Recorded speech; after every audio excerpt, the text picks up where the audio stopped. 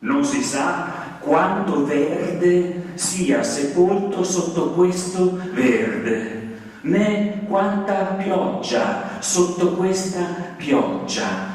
Molti sono gli infiniti che qui convergono, che di qui s'allontanano.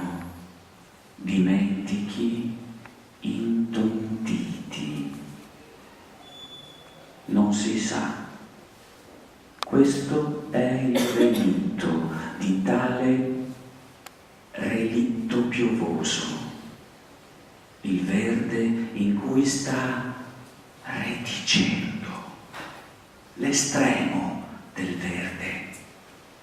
Forse non si sa, per un sordo movimento di luce si distilla in un suono effimero e sa. Forse si lascia sfiorare, si sporge, congiunge membra a membra